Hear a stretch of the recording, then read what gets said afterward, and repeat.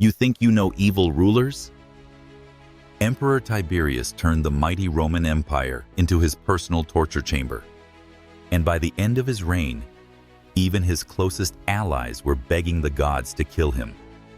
Most people know Julius Caesar and Augustus, but they have no idea about the monster who came after them. Tiberius didn't just rule Rome, he terrorized it for over 2 decades, creating a reign of fear so intense that mothers would poison their own sons rather than watch them get dragged to his dungeons. Today, we're diving deep into the twisted mind of Rome's most paranoid emperor, and trust me, this story has more plot twists than your favorite Netflix series. We'll uncover how a reluctant heir became a bloodthirsty tyrant, why he abandoned Rome to live on a party island while his empire burned, and the shocking way his own people celebrated when he finally died. Picture this. You're living in Rome around 14 AD, and life is pretty good. Augustus, the first emperor, just died after 45 years of bringing peace and prosperity to the empire. Everyone's feeling optimistic about the future. Then this grumpy 55-year-old man with a drinking problem becomes your new ruler. And within a few years, you're watching your neighbors get executed for crimes as simple as carrying a coin with the wrong emperor's face on it. That man was Tiberius Julius Caesar Augustus, and he represents one of history's most dramatic transformations, from reluctant leader to absolute monster. But here's the thing that makes his story so chilling. He didn't start out evil. In fact, he didn't even want the job. Tiberius was born into the Claudian family in 42 BC, during the chaotic final years of the Roman Republic. His father, Tiberius Claudius Nero, was a politician who made the fatal mistake of picking the wrong side in Rome's civil wars. When little Tiberius was just 2 years old, his family had to flee Rome because Augustus, then called Octavian, wanted his father dead. But fate has a twisted sense of humor. Augustus ended up falling head over heels for Tiberius's mother, Livia. He forced her husband to divorce her so he could marry her himself, essentially stealing his future stepson's mother. Imagine growing up knowing that your stepfather destroyed your real family just because he wanted your mom. That's some serious psychological damage right there. Young Tiberius grew up in Augustus's shadow, constantly reminded that he wasn't the chosen one. Augustus had other plans for succession. He wanted his own bloodline to continue ruling Rome. But here's where things get really dark. One by one, every person Augustus preferred over Tiberius mysteriously died. First, it was Marcellus, Augustus's nephew and son-in-law, dead at 23. Then Agrippa, his closest friend and military genius, gone. Then Augustus's grandsons, Gaius and Lucius Caesar, both dead in their 20s under suspicious circumstances.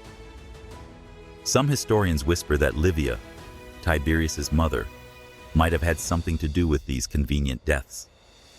After all, each death moved her son one step closer to the throne. By the time Augustus was getting old, Tiberius was literally the last man standing.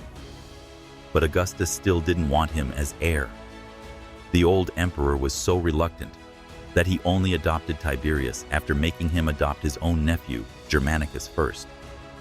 It was like saying, "Fine, you can have the throne, but I'm already planning your replacement." This rejection shaped Tiberius in ways that would later terrify the Roman world. He spent decades proving himself as one of Rome's greatest generals, conquering territories in Germany and putting down rebellions with ruthless efficiency. But no matter how many victories he won, Augustus treated him like a backup plan. The psychological pressure was crushing. Ancient sources describe Tiberius as becoming increasingly bitter and withdrawn. He developed a serious drinking problem and started showing signs of the paranoia that would later consume him. By his 40s, he was so fed up with Augustus's treatment that he basically rage-quit politics and moved to the island of Rhodes for 7 years. Think about that for a second. The future emperor of Rome was so miserable that he went into exile just to escape his stepfather. During those years on Rhodes, Something inside Tiberius broke. He studied philosophy and tried to find peace, but the damage was done. When he finally returned to Rome, people noticed he was different, colder, more suspicious, more cruel. Augustus died in 14 AD, and suddenly, this psychologically damaged, 55-year-old alcoholic found himself in charge of the most powerful empire in human history. The Senate offered him the throne, but Tiberius did something that should have been a red flag for everyone. He pretended he didn't want it. For weeks, he played this sick game where he'd refuse the position, act all humble and reluctant, then finally accept it like he was doing Rome a huge favor. But ancient historians saw right through it. They knew he was testing the waters, seeing who was loyal and who might oppose him. This fake humility was actually his first move as a tyrant. And that's when the real Tiberius emerged. The first few years of Tiberius's reign were actually pretty normal. He followed Augustus's policies, respected the Senate, and seemed like he might be an okay emperor after all. People started thinking, hey, maybe this guy won't be so bad. They were dead wrong. The transformation happened gradually, like watching someone slowly lose their mind. It started with small things. Tiberius began questioning people's loyalty more aggressively. He'd ask leading questions during Senate meetings, trying to trap senators into saying something that could be interpreted as treason. He started keeping detailed files on anyone who might pose a threat. But the real turning point came in 19 AD, when his nephew Germanicus died under mysterious circumstances in Syria. Germanicus was everything Tiberius wasn't: young, charismatic, loved by the people and the army.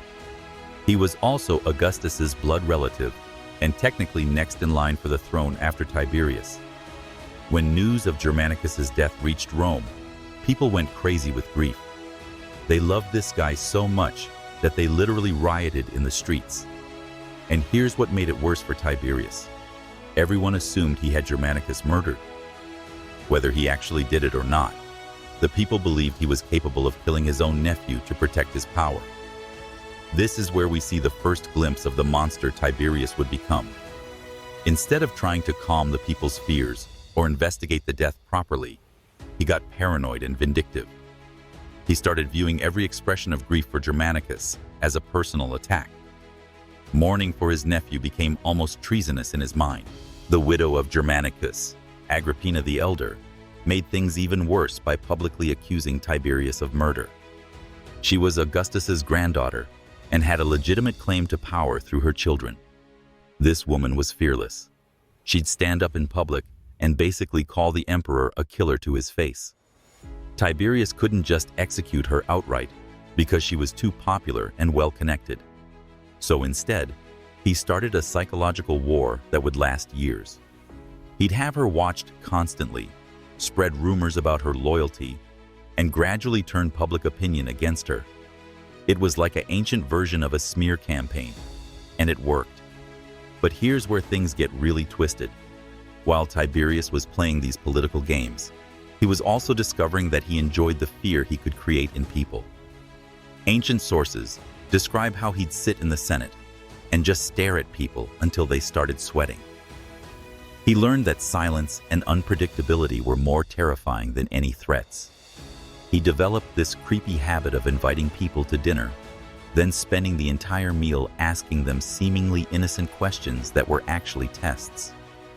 One wrong answer, one moment of hesitation, and you might find yourself arrested for treason the next day. Imagine trying to eat while the most powerful man in the world psychoanalyzes your every word. The worst part was that Tiberius was actually really good at reading people. He had this uncanny ability to spot fear, ambition, or disloyalty. Some historians think this skill came from his years of feeling rejected and having to constantly prove himself. He'd learned to watch for the same signs of rejection in others. By the early 20s AD, dinner invitations from the emperor had become death sentences.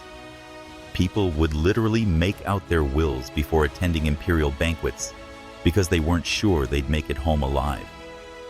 The man who had once been Rome's greatest general was now terrorizing dinner guests for fun. But this was just the warm-up act. The real horror show was about to begin, and it would be orchestrated by a man who understood Tiberius's weaknesses better than anyone else in Rome. Every great tyrant needs a right-hand man, and Tiberius found his in the most unlikely place, the Praetorian Guard.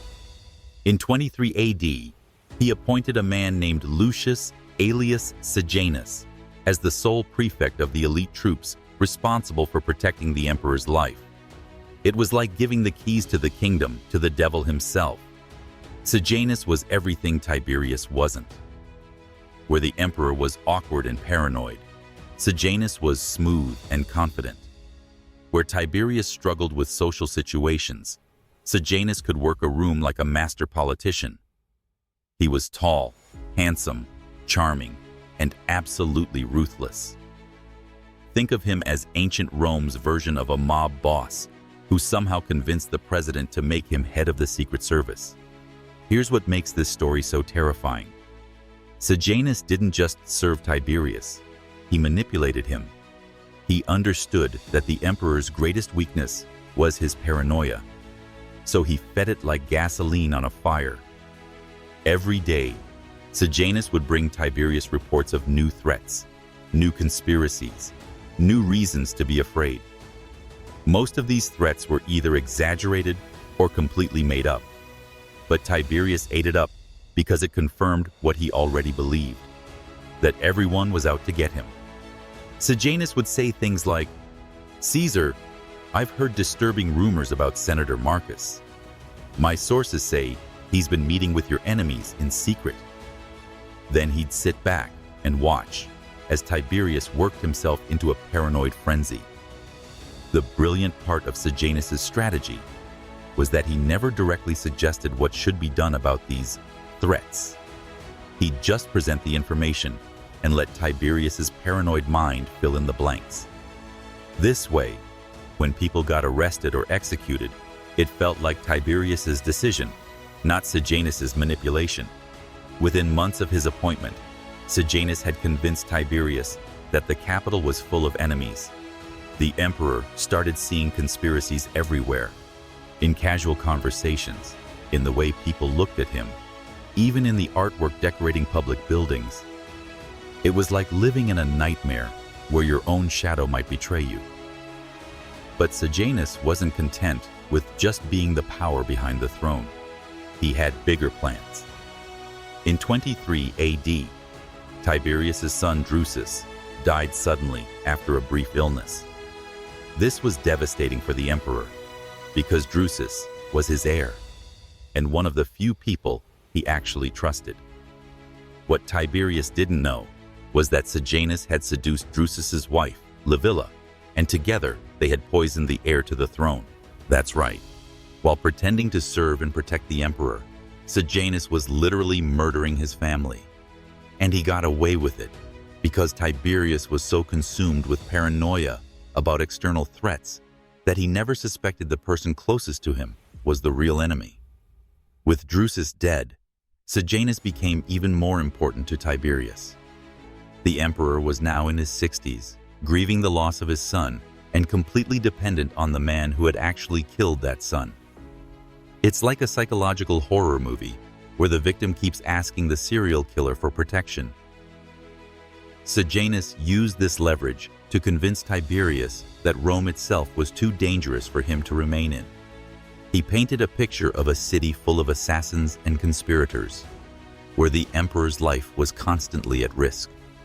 The solution, according to Sejanus, was for Tiberius to leave Rome and govern from a safe distance, while Sejanus handled day-to-day operations in the capital. This was exactly what Sejanus wanted, to get the emperor out of the way so he could run the empire himself. And in 26 AD, his plan worked. Tiberius packed up and left Rome, supposedly for a short trip to inspect military installations. He would never return to the capital again. The emperor ended up on the island of Capri, about 150 miles south of Rome.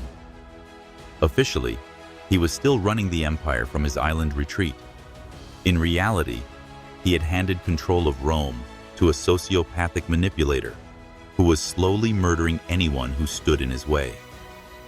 But here's the twist that makes this story even more disturbing.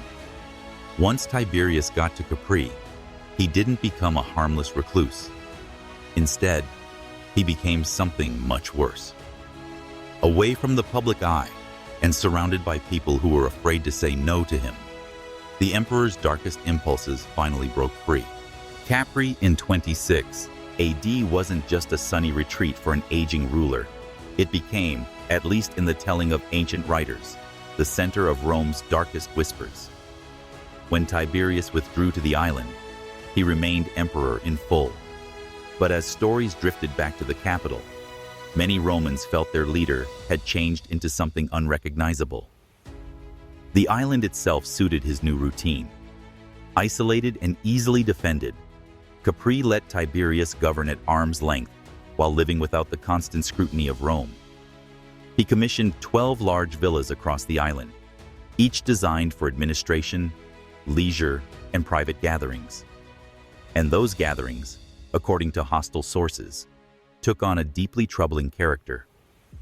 Suetonius, drawing on archival material and court gossip, claims Tiberius turned Capri into a stage for coercive power. He brought attendants and performers from across the empire. Some sources even preserve a nickname, Little Fish, for those made to swim and entertain around his pools. Whatever the precise details, these were not honored guests. Many lived under strict control, with little ability to refuse the emperor's demands. The allegations extend beyond private misconduct.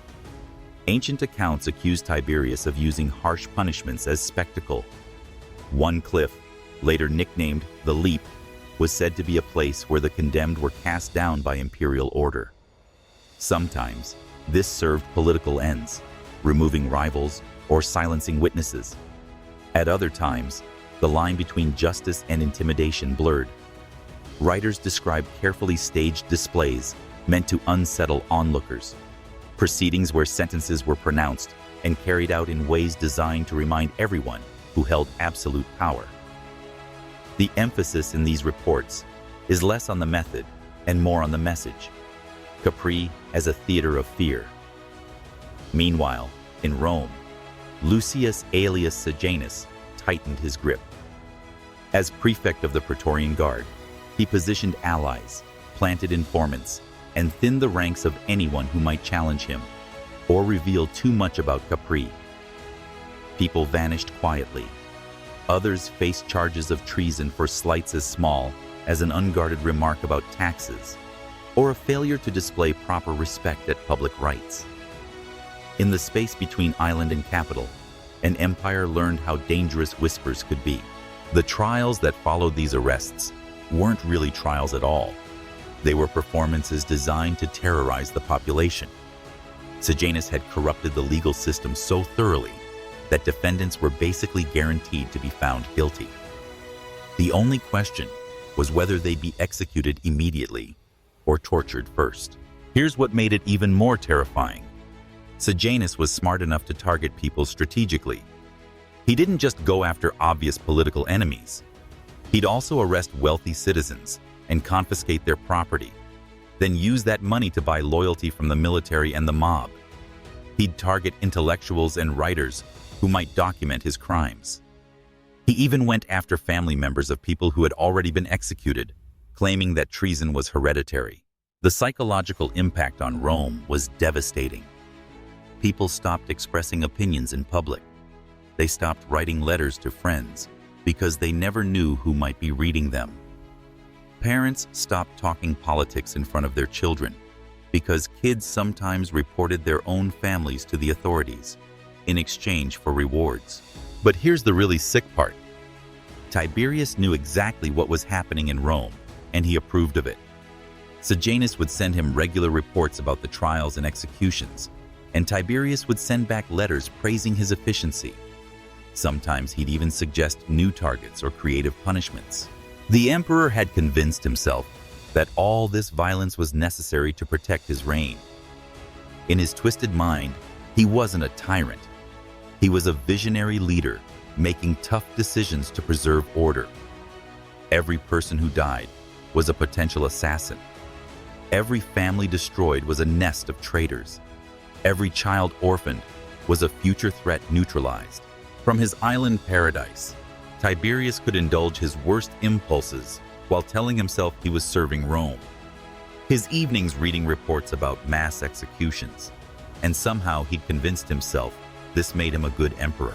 But even the most carefully constructed lies eventually collapse under their own weight, and Tiberius was about to learn that his most trusted ally had been playing a much longer game than he ever imagined. By 30 AD, Sejanus had been running Rome like his personal dictatorship for 4 years, while Tiberius lived in depraved isolation on Capri. The Praetorian prefect had eliminated most of his enemies, consolidated power in his own hands, and was preparing for the final phase of his plan, becoming emperor himself. But Sejanus made one crucial mistake. He got cocky. Up until this point, he'd been patient and subtle in his manipulations. He'd never openly challenged Tiberius or made his ambitions too obvious. But as he got closer to his goal, he started making moves that were harder to disguise as loyal service. First, he asked Tiberius for permission to marry Livilla, the widow of the emperor's son Drusus. Remember, this was the woman who had helped Sejanus poison her own husband. To most people, this looked like a reasonable request, a loyal servant asking to marry into the imperial family. But it was actually a power grab that would give Sejanus a direct claim to the throne through marriage. Tiberius initially said no, which should have been a warning sign for Sejanus. The emperor might have been paranoid and depraved, but he wasn't stupid. He understood the political implications of letting his top administrator marry into the imperial bloodline. But Sejanus kept pushing, and eventually Tiberius gave in. This was probably because the emperor was so isolated and dependent on Sejanus that he couldn't imagine his right-hand man betraying him. After all, they'd been partners in terror for almost a decade. They'd destroyed hundreds of lives together. In Tiberius's twisted mind, that created a bond of trust. He was wrong. As soon as Sejanus got permission to marry Livilla, he started acting more like a co-emperor than a subordinate. He began issuing orders in his own name rather than in Tiberius's. He started accepting honors and titles that were traditionally reserved for the imperial family. Most dangerously, he began cultivating personal loyalty among the Praetorian Guard and the urban population. This is when Tiberius's paranoia finally worked in his favor. Even from Capri, he could sense that something had changed in how Sejanus was behaving. The reports he was getting from other sources didn't match what Sejanus was telling him. People were more afraid of offending Sejanus than they were of offending the actual emperor. The breakthrough came from an unexpected source: Antonia, Tiberius's sister-in-law and the mother of the future Emperor Claudius. She had been watching Sejanus's rise with growing alarm, and she'd figured out that he was responsible for Drusus's death. More importantly, she realized that Tiberius himself was probably next on Sejanus's hit list. Antonia managed to get a secret message to Tiberius on Capri, warning him about Sejanus's true plans. She told him about the poisoning of Drusus, about Sejanus's affair with Livilla, and about the conspiracy to overthrow him and seize the throne. For the first time in years, Tiberius's paranoia was focused on the right target. But here's what makes this story so brilliant and terrifying. Tiberius didn't just arrest Sejanus immediately. Instead, he decided to play the same kind of psychological game that had been played on him. He was going to destroy his betrayer slowly and carefully, making sure that Sejanus knew he'd been caught before he died. Tiberius started by promoting some of Sejanus's rivals within the Praetorian Guard, giving them equal authority. This confused Sejanus, but didn't alarm him too much. Then the emperor began sending mixed signals, sometimes praising Sejanus in public letters, sometimes criticizing him for minor issues.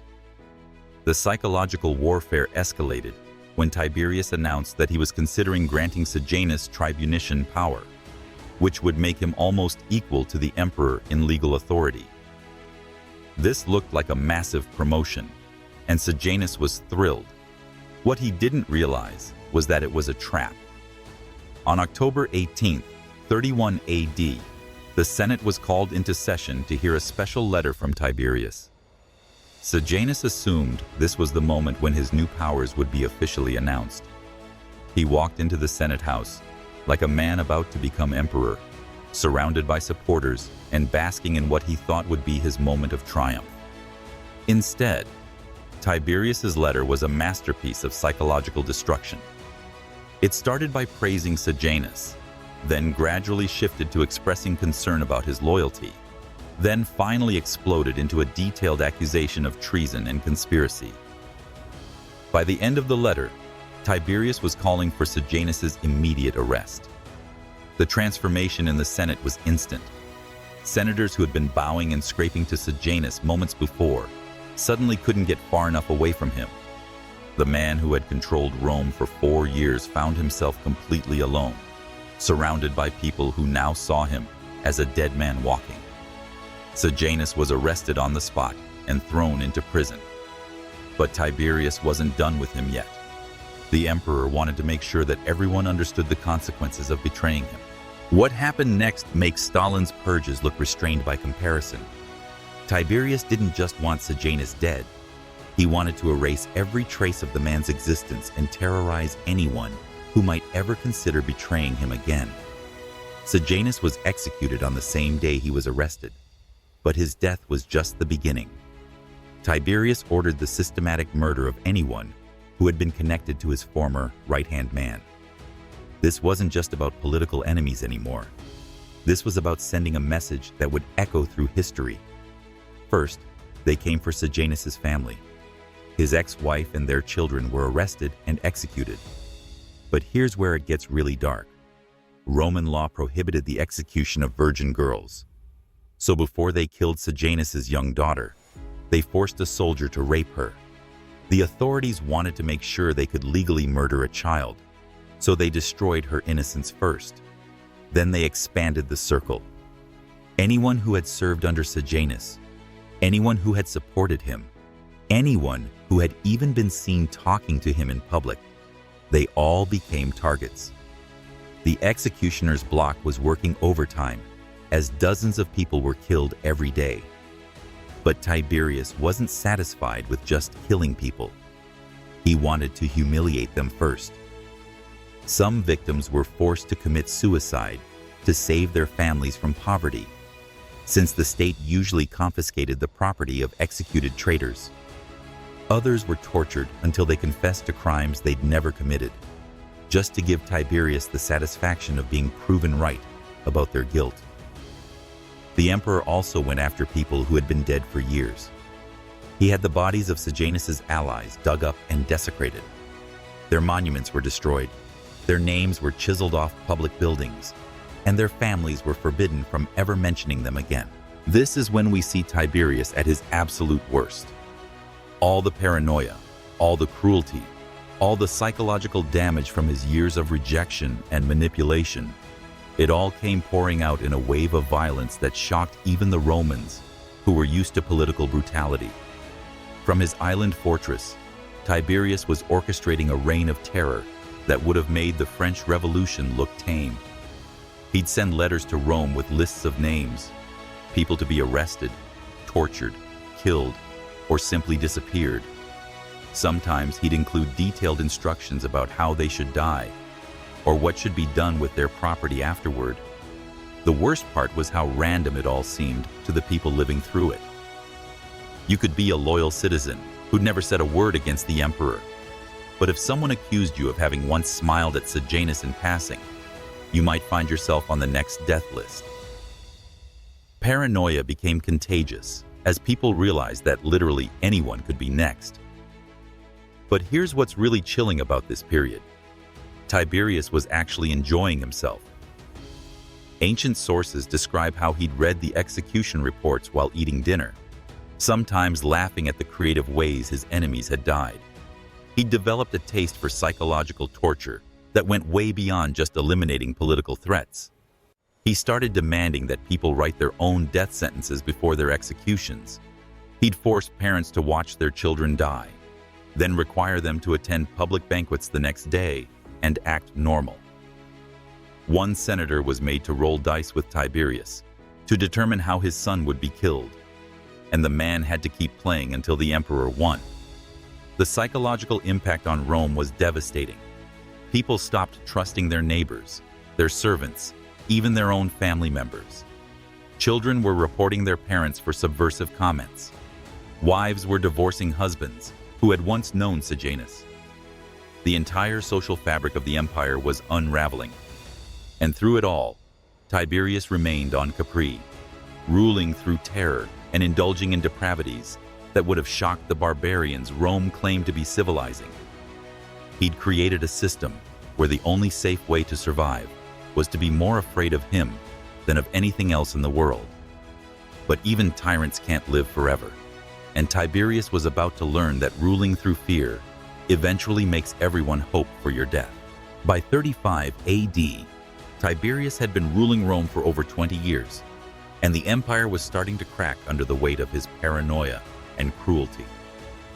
The man who had once been one of Rome's greatest generals had become a reclusive monster whose name was whispered in fear from Britain to Egypt. The purges following Sejanus' downfall had eliminated hundreds of Rome's most prominent citizens, creating a power vacuum that Tiberius filled with sycophants and cowards. The Senate, once the proud governing body of the Republic, had been reduced to a collection of yes-men who were too terrified to express any opinion other than complete agreement with whatever the emperor wanted. But the constant fear was taking its toll on Tiberius himself. Ancient sources describe him as becoming increasingly erratic and unpredictable in his final years. He'd fly into violent rages over minor issues, then sink into deep depressions where he wouldn't speak to anyone for days. His physical appearance had deteriorated too. He was covered in sores and ulcers that he tried to hide with makeup, and his hands shook constantly from years of heavy drinking. The isolation on Capri was making his mental condition worse. Surrounded only by people who were too afraid to contradict him, Tiberius lost all connection to reality. He started seeing conspiracies in places where none existed and missing real threats because he couldn't tell the difference between paranoia and legitimate concerns. One of the most disturbing aspects of his final years was how he dealt with the question of succession. His son Drusus was dead, murdered by Sejanus. His nephew Germanicus was dead too. The logical heirs were Germanicus's sons, but Tiberius had already destroyed most of that family during his purges. That left Gaius, better known to history as Caligula, who was Germanicus's youngest son and one of the few family members who had survived Tiberius's reign of terror. The problem was that Caligula had been living on Capri with Tiberius since he was a teenager, watching and learning from one of history's most depraved rulers. People who met Caligula during this period described him as charming, but deeply disturbed. He'd learned to survive around Tiberius by becoming an expert at reading the old man's moods and telling him exactly what he wanted to hear. But he'd also been exposed to years of sexual violence, political murder, and absolute power wielded without any moral constraints. Tiberius seemed to recognize that Caligula was damaged, but he didn't care. In one of his more lucid moments, he reportedly said that he was nursing a viper for Rome and a phaeton for the world, basically admitting that his chosen heir was going to be a disaster, but choosing him anyway. Meanwhile, the Roman people were becoming increasingly desperate for the nightmare to end. There were no open rebellions because Tiberius had made it clear that the punishment for treason was death, not just for the traitor, but for their entire family. But there were signs of growing unrest throughout the empire. Economic problems were mounting because Tiberius's paranoid policies had disrupted trade and commerce. The constant executions had eliminated many of Rome's most competent administrators, leaving important positions filled by incompetent cronies. Provincial governors were afraid to make any significant decisions without explicit approval from Capri, which meant that problems that should have been handled quickly were left to fester. The emperor's reputation had also damaged Rome's relationships with its allies and enemies. Foreign kings who had once respected Roman power now saw the empire as being led by a madman. Some began testing Rome's borders, probing for weaknesses that they could exploit. But perhaps the most significant change was in how ordinary Romans viewed their emperor. Augustus had been seen as a father figure, stern but protective. Tiberius had become something much darker in the popular imagination. He was the bogeyman that parents used to scare children into behaving. He was the monster in the shadows who could reach out and destroy anyone's life on a whim. Stories about his depravities on Capri had leaked back to the mainland, and while people didn't dare repeat them openly, they spread through whispered conversations in taverns and private homes. Everyone knew someone who had heard about the emperor's little fish, or had a relative who had disappeared after being summoned to the island. The psychological damage was enormous. An entire generation of Romans had grown up under Tiberius's rule, learning that survival depended on absolute submission to authority, and that justice was whatever the emperor said it was. They'd internalized the lesson that speaking truth to power was a death sentence, and that the safest course of action was to keep your head down and hope you never attracted attention from the wrong people.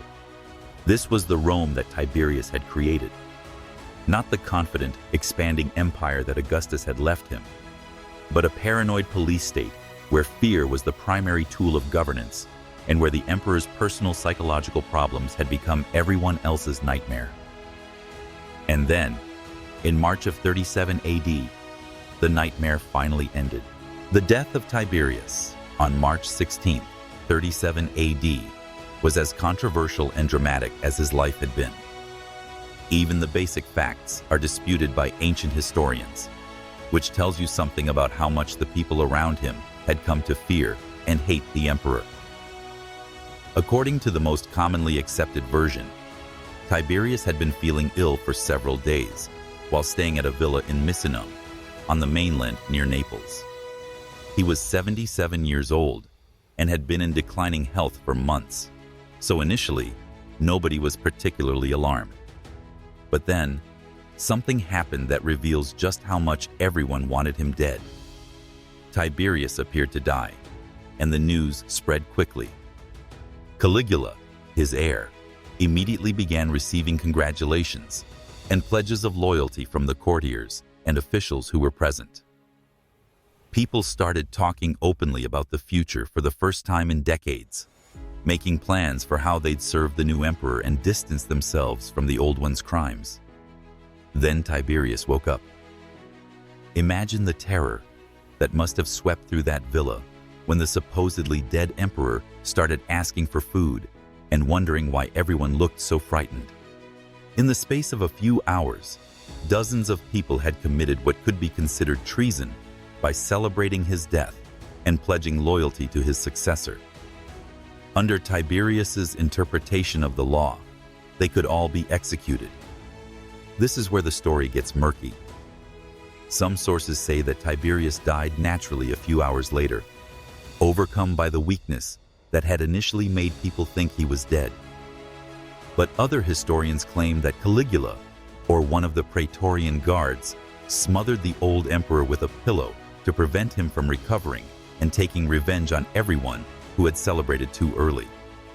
There's even a third version that suggests Macro, the Praetorian prefect who had replaced Sejanus, poisoned Tiberius to ensure that the succession went smoothly. Given how many people had motives for wanting the emperor dead, it's entirely possible that multiple people were involved in making sure he didn't survive that day. But here's what we know for certain. When news of Tiberius's death reached Rome, the reaction was unlike anything in the city's history. People didn't just celebrate, they went absolutely insane with joy. They poured into the streets, screaming, "Tiberius to the Tiber!" demanding that his body be thrown into the river like a common criminal. The celebrations went on for days. People who had been living in fear for over 2 decades suddenly felt free to express emotions they'd been suppressing for years. They cursed Tiberius's name, told stories about his crimes, and openly rejoiced that the monster was finally dead. Some citizens were so overcome with relief that they wept in public. Others got drunk and stayed drunk for weeks.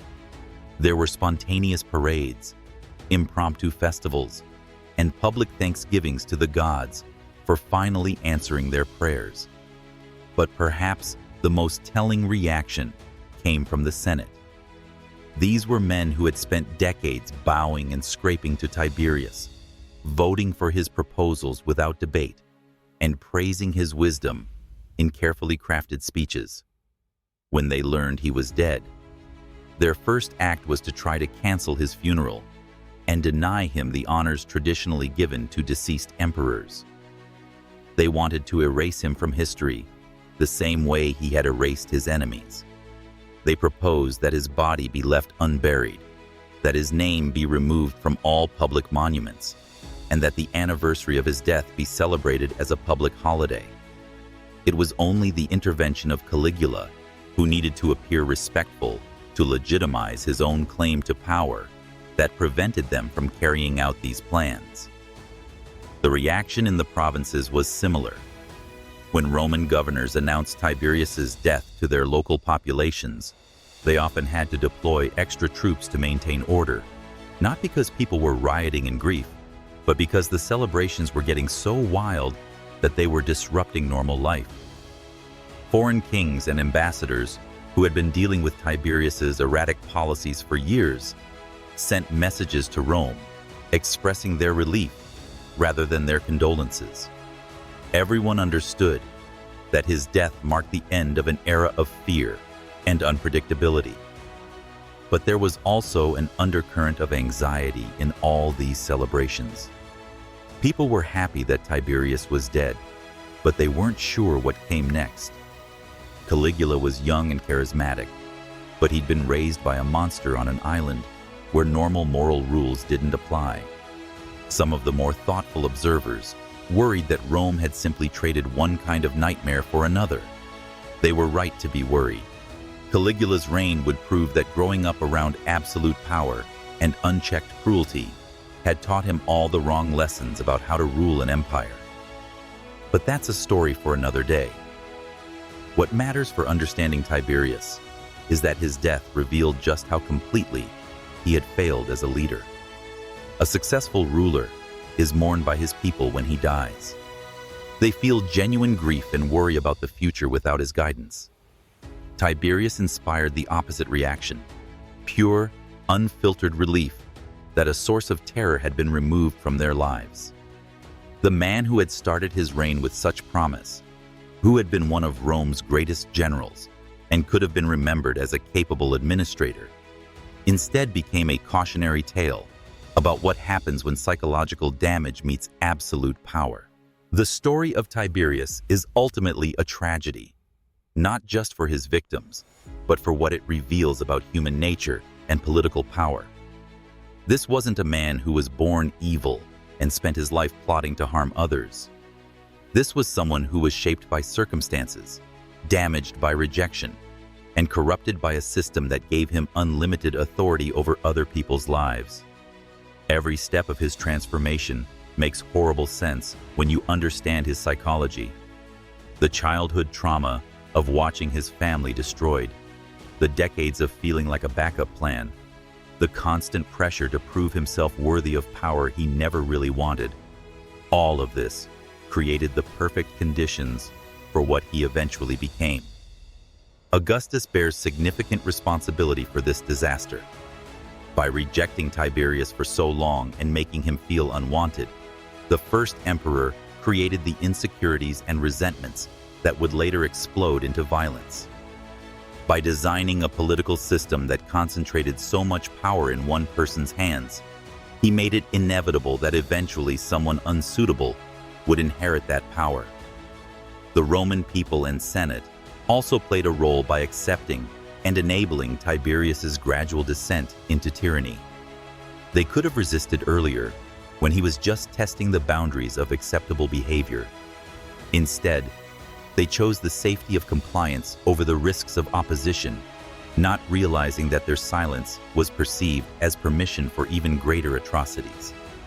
But the most chilling lesson from Tiberius's reign is how easily fear becomes normalized in a society. People adapted to living under constant threat because humans are remarkably good at adjusting to terrible circumstances when they have no choice. They learned to navigate a world where saying the wrong thing could get you killed, where trusting the wrong person could destroy your family, and where survival meant becoming complicit in a system you despised.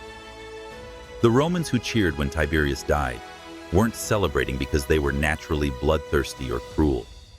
They were expressing the relief of people who had been holding their breath for over 2 decades, finally able to exhale because the source of their terror was gone. This is why the story of Tiberius remains relevant today. It's a reminder that tyranny doesn't usually announce itself with dramatic speeches and obvious villainy. It creeps in gradually, justified by security concerns and emergency measures, enabled by people who convince themselves that going along is safer than speaking up. The emperor who terrorized the Roman world started as a competent general and administrator who just wanted to be left alone. He became a monster because he was given power he wasn't psychologically equipped to handle, and because the system around him had no effective way to limit or remove that power once it became destructive. His reign proved that the most dangerous tyrants aren't the ones who seize power through dramatic coups. They're the ones who inherit authority through legitimate means and then slowly corrupt it to serve their own psychological needs rather than the people they're supposed to serve. 23 years of Tiberius was enough to fundamentally change Roman society and set the stage for future emperors who would make him look restrained by comparison. His legacy lived on in the institutions he corrupted, the precedents he set, and the lessons he taught about what was possible when someone with unlimited power decided that their personal fears and resentments were more important than the welfare of millions of people.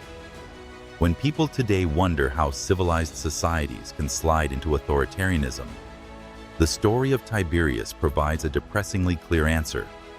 One bad decision at a time, one compromise at a time, one person's psychological problems at a time, until suddenly, you're living in a world where the most powerful person is also the most dangerous, and everyone else has forgotten how to stop them.